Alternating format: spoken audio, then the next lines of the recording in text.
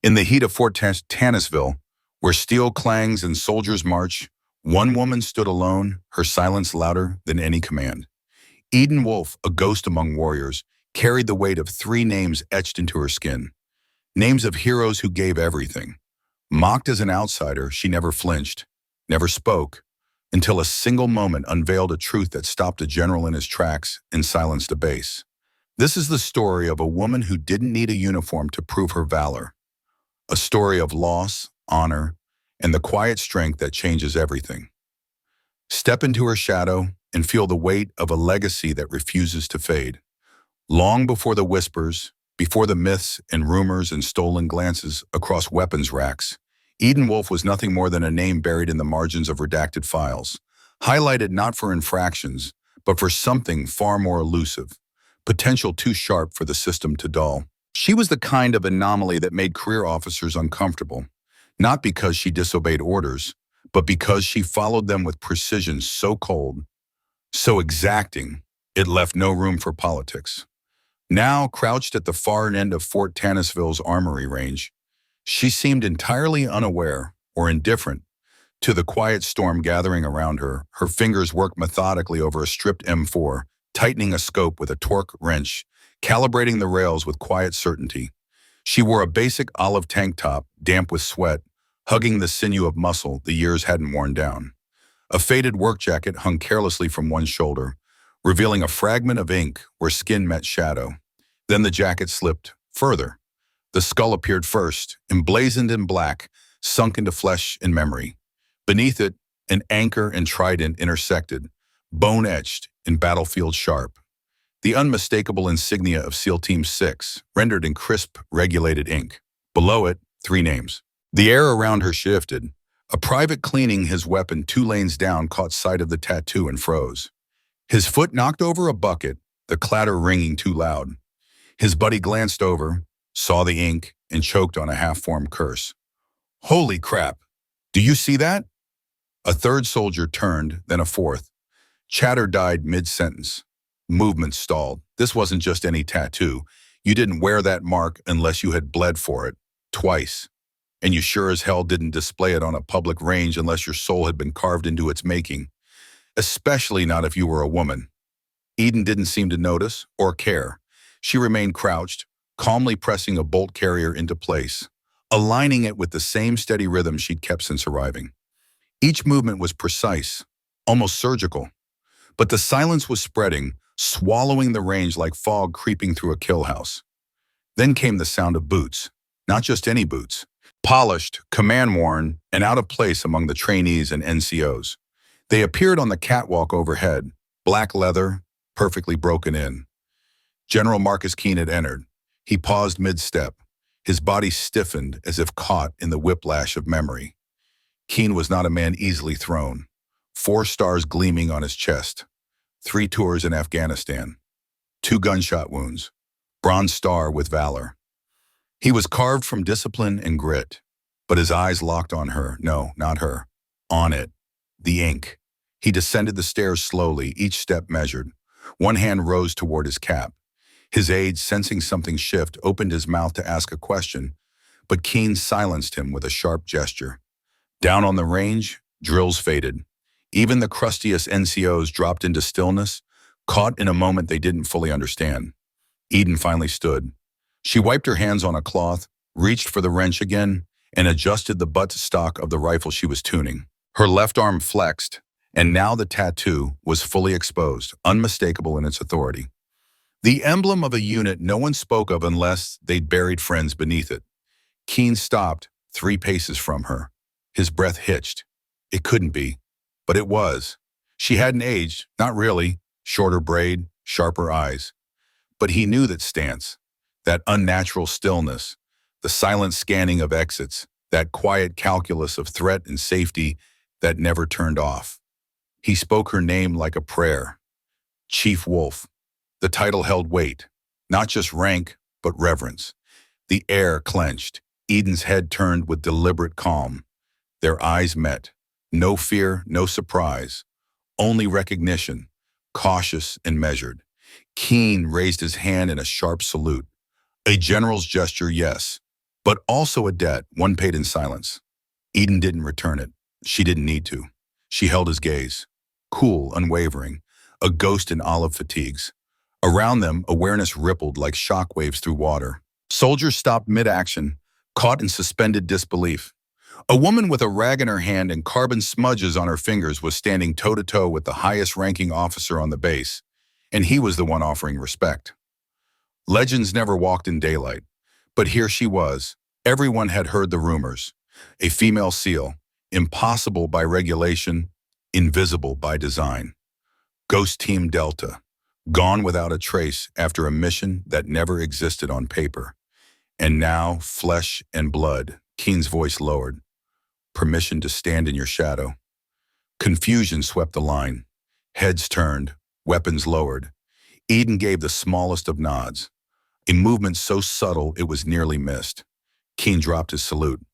She was never meant to be seen again, he said, almost to himself. But hell, you brought the ghost back with you, didn't you? Then louder to his aide, clear the schedule. No questions asked, no explanations offered. The highest-ranking officer on the base had just cleared his day to stand beside a woman who hadn't spoken a full sentence in 2 years. Because some stories don't need words. Some truths are inked in skin. And ghosts, they don't need orders to haunt the living. She was only 23 when she stepped into the brutal world of naval special warfare prep. From the very beginning, she rattled the system. Outrunning, outshooting, and outlasting most of the men around her, she was already a statistical anomaly. Too strong, too calm, too precise. The instructors didn't know what to make of her. No woman had ever come this far in that pipeline, not one. So they tried to crush her early.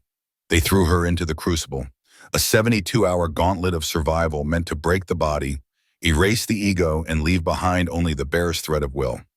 No backup, no food, no light, no map, just mission objectives and a vast hostile wilderness.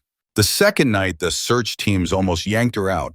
Hypothermia was setting in, frostbite creeping into her fingers, the temperature well below zero. By dawn, she'd already reached her third extraction point. When they finally tracked her down, she was hunched over a tin can stove, roasting a field rat over open flame.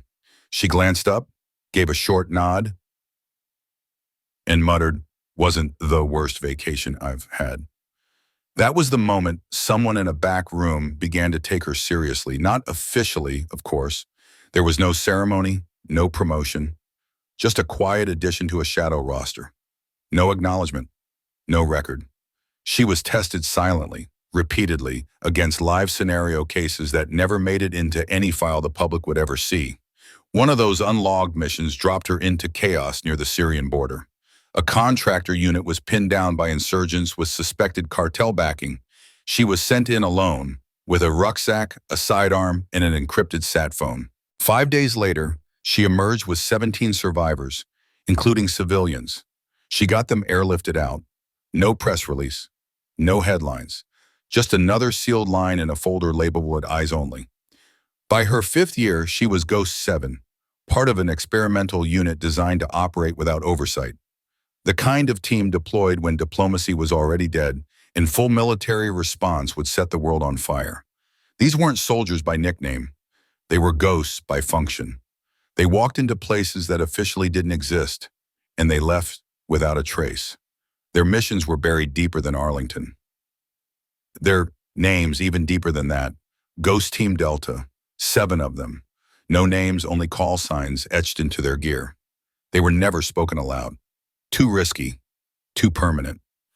Eden was Ghost 7. Her unit, her family, was the last line between order and collapse. Operation Ember was never meant to turn into a slaughter. It was supposed to be a quiet job. Locate a rogue CIA asset near the Pakistan-Afghan border selling black market arms to a hostile militia. Intercept, recover the data package. Extract. They had done worse with less, but someone wearing polished shoes and a clean suit thousands of miles away changed the evac point without telling them, dropped them into a kill box. They weren't warned about the overlapping tribal movements in that region. The land itself turned against them. In the first 20 minutes, 3 were gone. Marcus Chen took shrapnel to the chest. His lungs collapsed before he could say a word. Jacob Reyes held the eastern approach alone. He died buying the others time. And Aaron was the one who pulled Eden out of a sniper's crosshairs, taking the shot meant for her throat. She didn't scream. She didn't hesitate. She killed 14 men in 47 minutes. No rifle. Just her knife and the sidearm she would one day hang above her garage wall like a shameful relic. She carried Cross's body for over a mile before the evac team physically tore him from her arms. When she made it home, there was dried blood in her hair, most of it not her own. They offered her the Silver Star, then the Distinguished Service Cross. She didn't even blink. Medals are for graves, she told them. The living carry the weight. Within 6 days, her resignation was complete. The file sealed. The mission classified. Ghost Team Delta buried. Eden Wolf vanished. The only proof she had ever served were 3 names inked beneath the trident tattooed on her left arm. Chen, Reyes, Cross, her ghosts. They walked with her every morning, every step, every breath. And for 5 long years, no one spoke her name. Until the day a 4-star general saw the ink no one else was supposed to recognize. At Fort Tannisville, the days melted together like spent shell casings on scorched pavement. Sunrise meant weapons checks. Noon brought drills. By sundown, the wind reeked of sweat, oil, and hot metal, always in rhythm, always in repetition. Eden Wolf arrived each day before reveille. She parked far from the others, choosing the loneliest corner of the lot, then walked the long asphalt stretch to the armory. Metal case in one hand, silence in the other.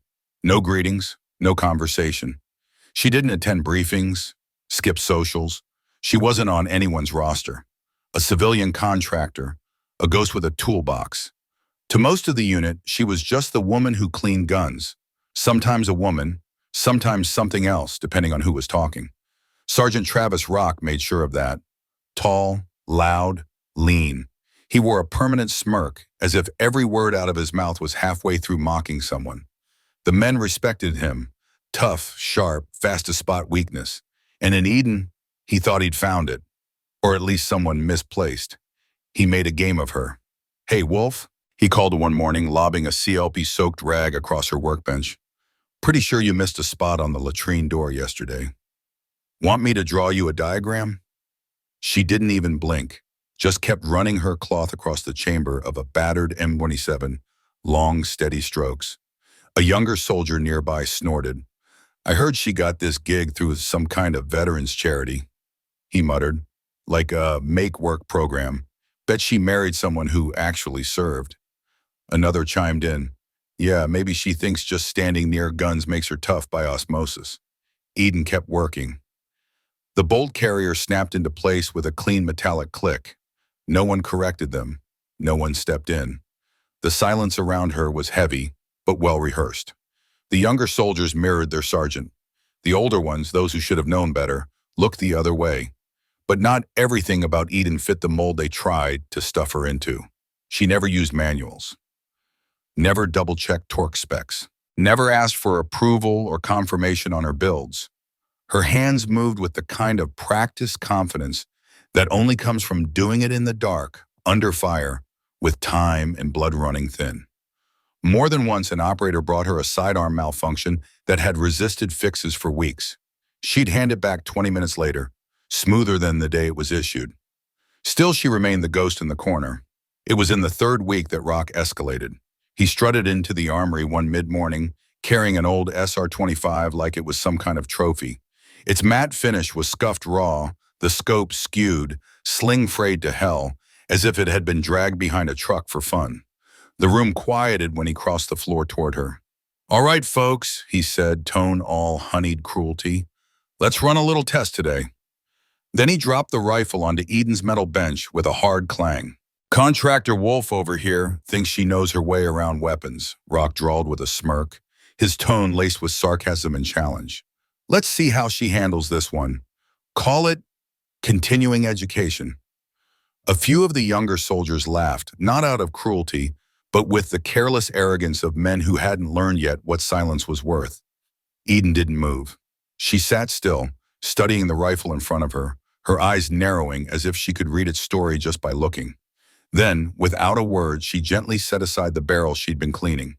Her hand reached for the SR-25 with a kind of deliberate grace that didn't match the noise in the room. Her fingers moved toward it with a touch that suggested reverence. Not affection, but something closer to respect or caution, as though the weapon were sacred or dangerous. Maybe both. "Take your time, sweetheart," Rock taunted, folding his arms across his chest, grinning like he'd already won. "We know thinking's not really your strong suit." Still, Eden said nothing, no eye roll, no comeback. She lifted the rifle and turned it slowly in her hands, her eyes tracing its lines like a map she'd memorized long ago. She didn't open it, didn't cycle the bolt, or clear the chamber. Didn't touch the safety, or power it on. But then she spoke, quiet, precise, and with unsettling certainty. "Gas tubes are bent," she murmured, 3 degrees off center. "You've been using steel-cased rounds, probably more than 700 through it by now. Toward the ejection port, buffer springs overcompressed, mounts are loose, stress fractures." She tapped the hand guard twice, here and here. She paused only to shift the rifle slightly. "Your trigger group's full of dust. Left it chambered during a sandstorm, or something equally reckless. The last part came softer, but somehow heavier. And you've got micro cracks near the locking lugs from heat expansion. This gun's not just dirty, it's dying." The room fell silent, the smirks gone like smoke. Rock blinked at her, eyes narrowing with disbelief. She hadn't even broken the weapon down. Hadn't really touched it, not in any way that should have let her see that much. And yet, everything she said was right there, if you knew where to look. He tried to laugh it off, but the sound came dry, unconvincing. "Lucky guesses." Eden didn't respond. She simply turned back to her bench, picked up her cleaning cloth, and resumed wiping down the M27 beside her as though nothing had happened at all. But something had. The air in the room had changed. The laughter had died, and in its place something heavier hung. The soldiers who had chuckled earlier now watched her with a different kind of attention. Not quite respect, not yet, but wariness, and something colder. Doubt. They didn't know who she was, but suddenly they were starting to realize they didn't know what she was either. By week's end, Rock had grown quieter. Not apologetic. He'd never give anyone that. But his edges had gone harder, sharper. Like Eden Wolf had started to itch beneath his skin in a way he couldn't scratch out. She hadn't just passed his test, she'd passed it without effort, without even flinching.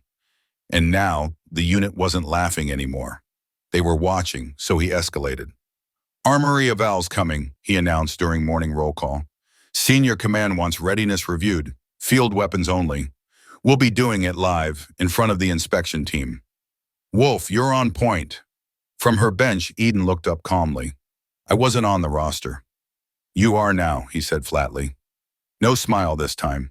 He'd prepared for this. Planted 3 rifles across the rows, each with internal defects that would fool most civilians, even many enlisted personnel. Loose pins, misfit buffers, a reversed but still functional trigger group. Small sabotage that wouldn't trip an eye test, but could easily trip a technician, especially in public. She wouldn't just fail, she'd fail in front of the command. That was the plan. When Eden stepped into the inspection bay, half the barracks had shown up. Some wore curiosity on their faces. Others looked openly eager for a fall. She moved like water, unhurried, calm, one rifle at a time. Looked, touched. No flash, no checklist, just eyes, fingers, and memory. She paused at the second weapon. "Wrong locking lug," she said. "A beat short. This bolt carrier's from a different production lot. It'll crack under recoil. Stress fractures incoming." One of the inspectors frowned, double-checked the file, then gave a small nod. By the third rifle, the entire room had gone still. Rock's jaw tightened. The trap wasn't springing. She was walking through it. And then it did spring, but not the way he'd planned. As Eden leaned forward to inspect the last carbine, her tank top shifted. The room was stifling. Her uniform jacket had long been tied around her waist. Sweat glistened across her shoulder and upper back, and just above the shoulder blade, in full view this time, the tattoo appeared. Not a glimpse, not partial. The whole thing. SEAL Team 6, skull, anchor, trident, 3 stars beneath. Names inked in script so fine they looked branded in. A corporal spotted it first. Froze. Nudged the guy beside him. That one didn't speak. Just pulled out his phone. Not to film, but to zoom. Confirm. Then he quietly uploaded a still to the unit's internal comms. No caption. Within 7 minutes, it was everywhere on base. Within 10, it reached a man who hadn't seen that mark in over a decade, General Marcus Keene. He opened the image on his secure tablet mid-step in a hallway and stopped walking. Just stopped. Sat down where he stood. He stared at the photo, his knuckles turned white on the tablet's edge. It wasn't just the ink, it was the skin around it, the faint scarring, the way the lines curved, the slope of that shoulder. He had seen it once before, back in Helmand, a field hospital long ago, when Ghost 7 pulled his recon team out of an ambush that should have left them in body bags. Ghost 7 had dragged them all out, alone. Keene tapped his earpiece. Divert my route, rewrote my staff. I want eyes on the Fort Tannisville armory, 20 minutes. Discreet. Sir? His aide stammered. I said 20. Clear the corridor. Back at the base range, Eden was already finishing up the eval. The atmosphere had grown too quiet. Tension hummed in corners. Whispers swirled behind closed lips. And the way a few soldiers looked at her, no longer mockery, but something else entirely. Almost awe. She didn't notice. But Rock did. He watched the room turn like weather. Watched the snickering dawn and the silence bloom in its place. Watched the way soldiers no longer dared meet her eyes, or worse, how they did, and then quickly looked away. He heard it too, the muttered comments. Did you see that ink? Slipping through clenched teeth. He saw a private snap to attention the moment Eden passed his shoulder, no command given. And for the first time, Rock felt something crawl up the back of his neck. That night, he returned to his quarters, logged into a secured archive channel, entered a clearance code he hadn't touched in 2 years. He searched for a unit that didn't officially exist, found a single declassified image from a hostage rescue op. Blurry, dust-choked, but at the center, one figure, half-turned, knife in hand, sidearm raised. He zoomed in. The left arm bore a trident, just like hers. By morning, the silence around Eden had shifted again. It wasn't cold now. It was careful. She walked onto the range with the same quiet grace, jacket tied at the waist, tank top clinging to her shoulders in the summer heat. No catcalls, no rag tossed at her feet, no jokes. The floor beneath their laughter had caved in, and no one wanted to fall with it. Standing just beyond the threshold of the loading bay, Rock remained still, arms crossed, gaze pinned to her with the precision of a sniper. Eden could feel it, the weight of his attention pressing against her back as she methodically unpacked the weapon case. Each of her movements, deliberate and practiced, was watched. He didn't blink, didn't shift, just studied every breath she drew, every small tilt of her head. You hiding something, Wolf? His voice was casual at first, the words tossed out like bait. Eden didn't answer. He stepped closer, the soles of his boots barely making a sound against the concrete. Just checking buffer alignment on an M4 and calling it a day, huh? His eyes drifted to the tattoo on her forearm. That's an Incal 6, right? Looks real enough. Maybe a little too real. Still, Eden said nothing. You know, impersonating a special warfare unit is a federal offense, he added, his voice now quieter, tighter, sharp, like a knife honed on memory. Even if you did serve, if you're wearing ink, you didn't earn... Eden slid the bolt forward with a soft click. Then what? She asked, her voice cutting through the tension like a round cracking through still air. Calm, unapologetic. Rock flinched just slightly, but he recovered fast. You think that stare's supposed to scare me? I've seen operators lie about worse.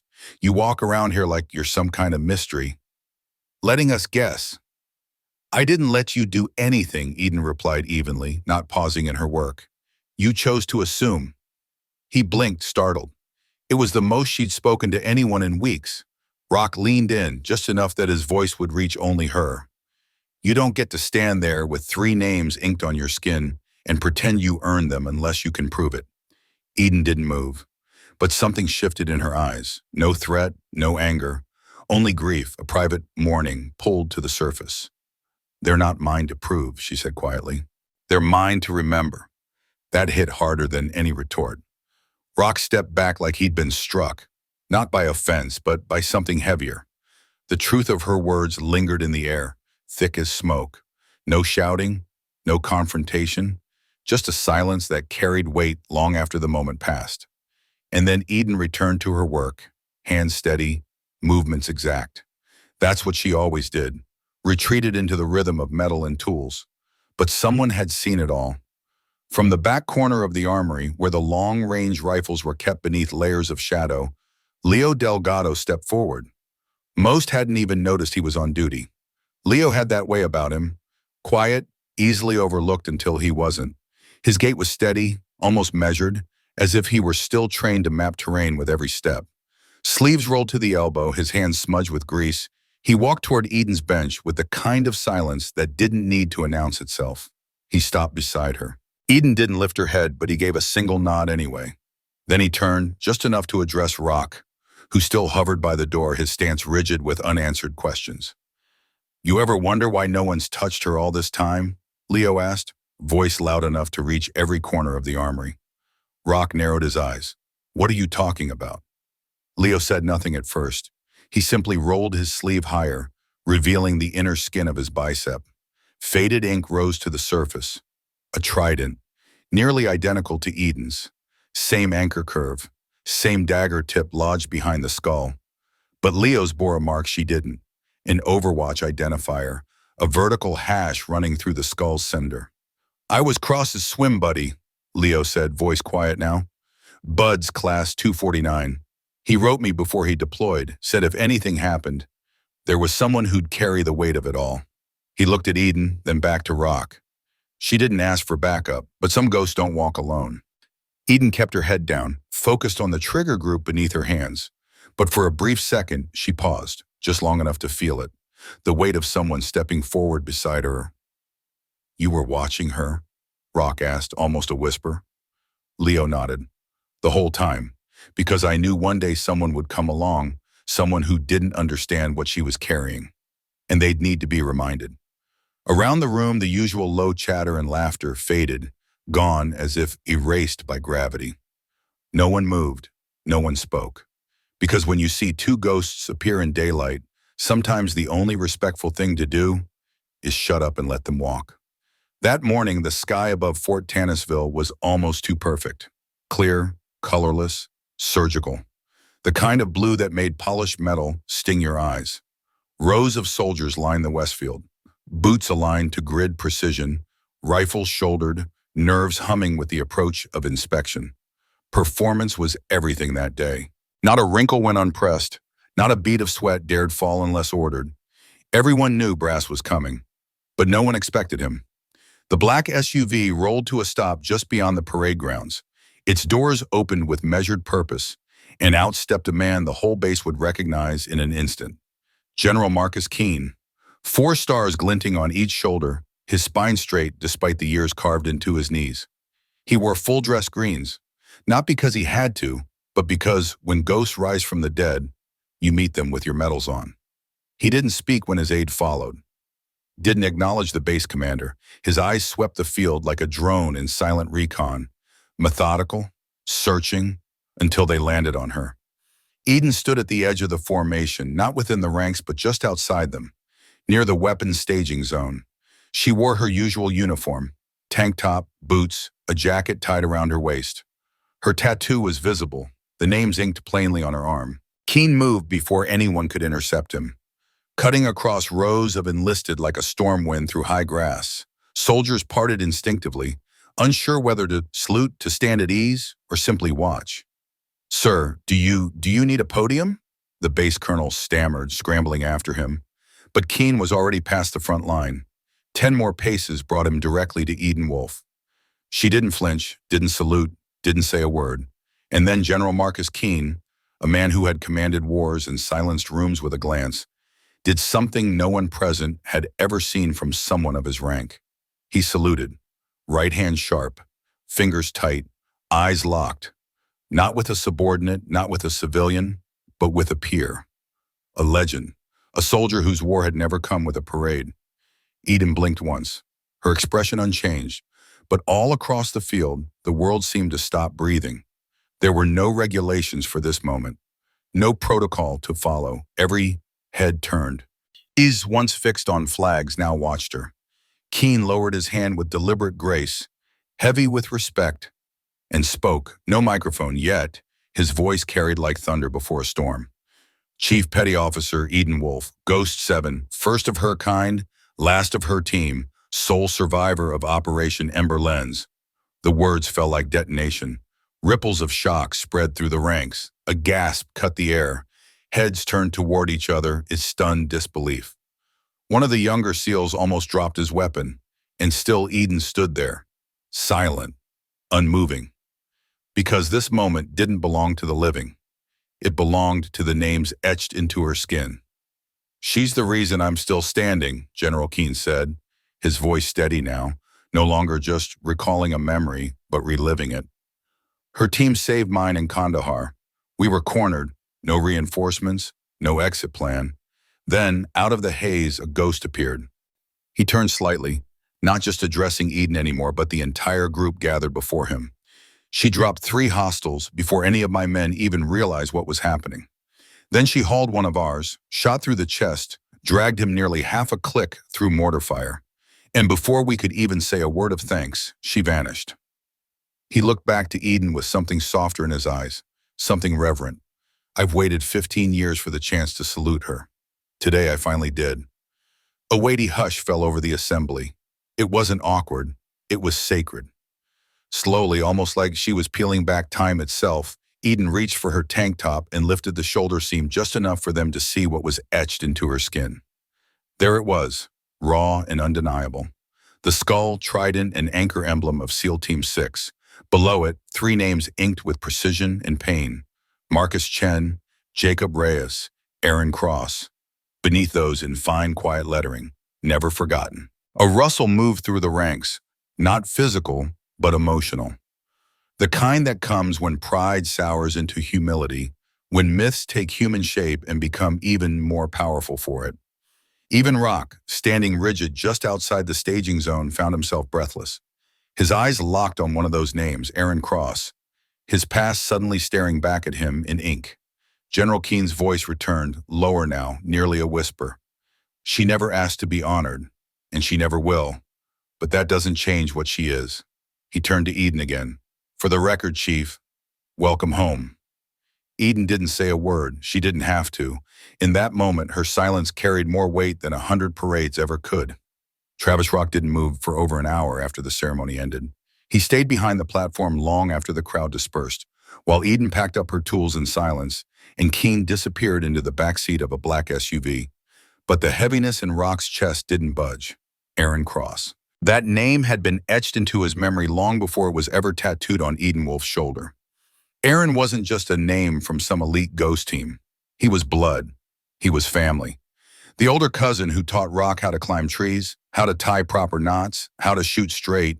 The one who shielded him on the bad nights, when their dad was too far gone to care.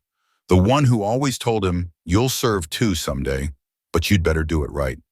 They'd taken different paths into the Navy, but they never lost touch. Right up until Aaron's last mission. Then, nothing. Radio silence. The kind that doesn't end. The family was told only that he died in action, an op too classified to explain.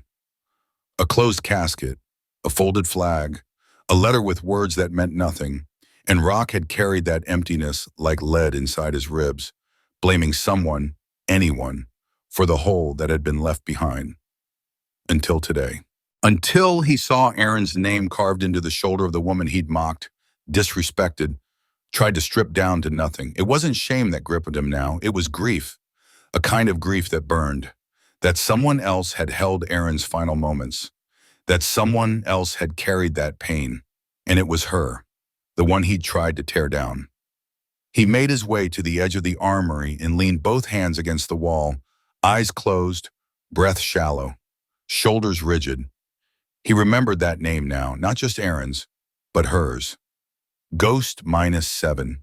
It had been whispered in old stories, half-truths never explained. Now it had a face. He didn't hear Leo Delgado approach. The older man stood beside him, arms folded, staring at the gravel beneath their boots. "You feel it yet?" Leo asked quietly. Rock didn't lift his head. "Feel what?" "The truth," Leo said. "When it lands." Rock swallowed hard. "I spent weeks treating her like a fraud, like she was nothing but smoke." Leo nodded, slow and thoughtful. "And she let you, because that's what ghosts do." There was a long silence between them, thick and full of unspoken reckoning. Then Rock finally said, voice strained, "She never once said Cross's name. Not to me, not to anyone." Leo's voice dropped, gentle now. "She didn't have to." Later that evening, when most of the base had returned to its nightly rhythm, Rock found her alone behind the armory. Eden was perched on a crate, sleeves rolled up, quietly cleaning a sniper bolt in the fading light. No crowd, no words, just her and the ritual of silence. He hesitated at first, unsure if he had the right to speak. The wind picked up slightly, brushing dust across the concrete between them. "I didn't know," he said finally. Eden didn't look up. "I didn't know it was you," he continued. "I didn't know you were with him, that you were the one who—" He couldn't finish the sentence. "I spent years looking for answers," he said, his voice cracking. "We buried Aaron with no truth, no closure. I thought maybe someone screwed up. Let him die." That got her attention. She looked up at him, her eyes calm, unreadable. Then he whispered, "I found out he died saving you." Eden rose slowly and the light caught her tattoo again. The three names shimmered faintly in the amber hue of the sunset. "He didn't save me," she said softly. "He made sure the mission ended the way it had to." Rock shook his head slowly. "He would have followed you into hell." "He did." They stood there, not as adversaries, but as two people tethered to the same loss. There was no blame in the air, just a shared ache. "I don't deserve to ask this," Rock said, his voice barely audible. "But if you're going to train anyone here, I want in." Eden studied him, not as the man who had humiliated her, not even as a soldier, but as the boy who once idolized Aaron Cross. "You'll have to start over," she said. He nodded. "No ego, no shortcuts." He nodded again, slower this time. She extended the sniper bolt toward him, still incomplete. He accepted it carefully. "You'll help build them," she said, her voice even, "for you try to lead them." Then she turned back to her tools, leaving Rock holding the heart of a weapon he didn't yet understand, but finally grasping what it meant to carry the weight of a name. In the weeks that followed, Fort Tannisville began to shift. Not in its buildings, and they stood exactly where they had. Drills still rang out every morning. Boots still struck gravel in rhythm.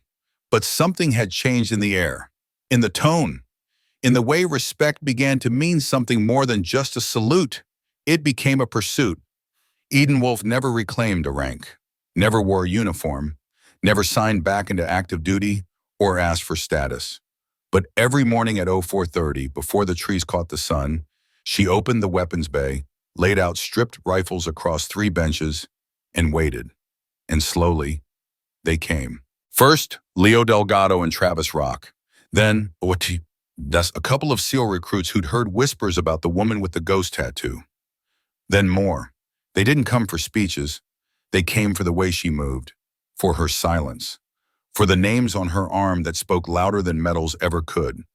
She didn't teach like the others. No yelling, no drill barked from across a yard, no punishments handed down through shame. She just corrected once. Rock had only been corrected once or twice, but somehow those few quiet corrections from Eden sank deeper than any barked command ever could. Something in him shifted. He stayed close after that. The arrogance faded. He grew leaner, quieter, not diminished, but refined, alert. He watched everything now, the fluid economy of movement, the quiet discipline in how she handled every screw and spring. Every bolt assembly became a meditation on restraint, and little by little he began to help. No formal promotion, no spoken permission, but by the second month, Eden handed him the reins to lead warm-ups.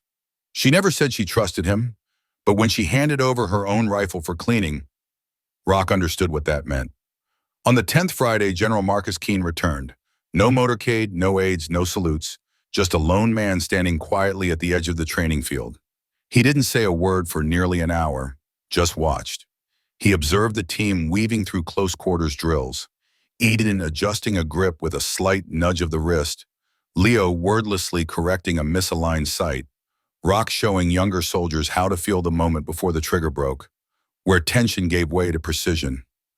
When the session ended, the general stepped forward. "You rebuilt them," he said, voice low but steady.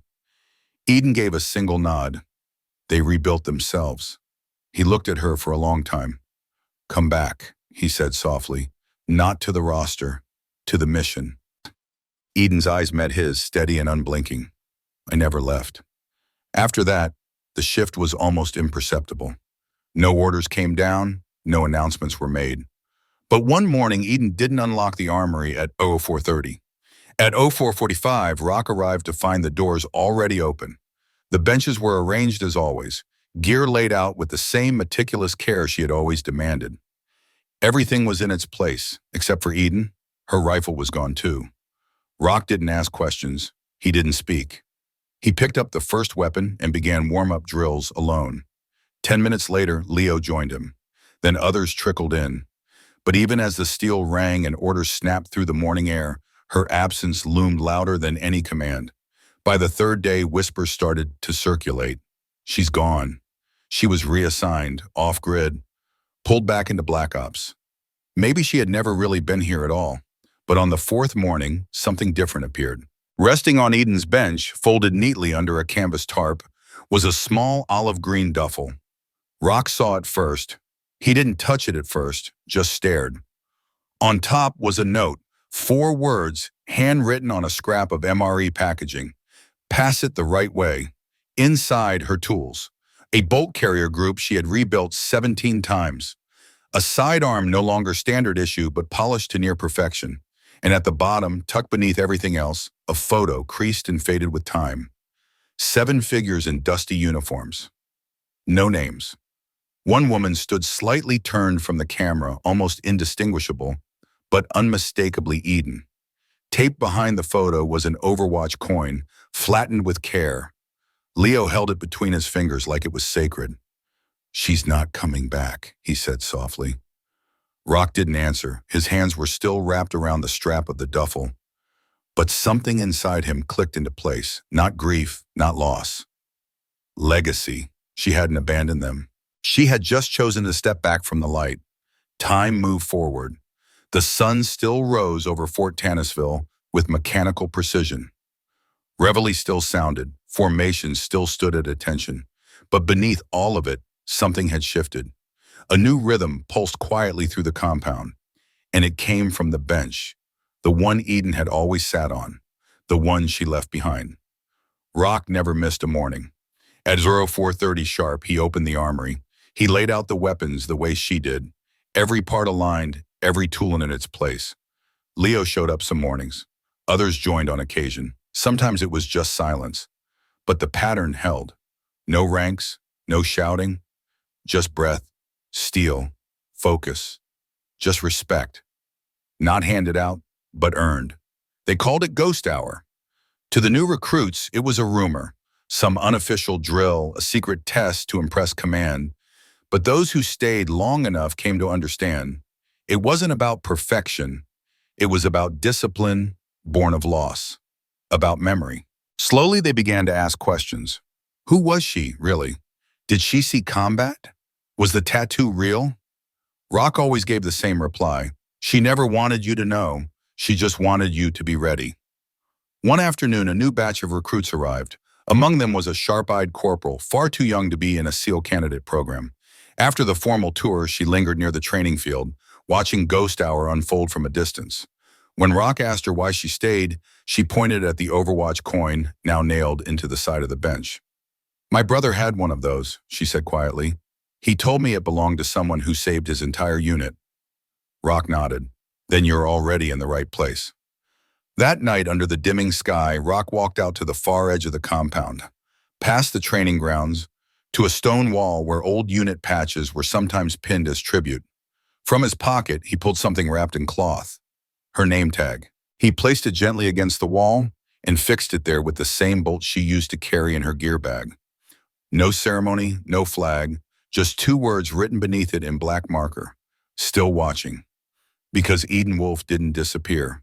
She transformed into muscle memory in the way rifles were gripped with reverence, into ghost wisdom in the hands that learned to repair before they learned to fire, into silence louder than any title ever given.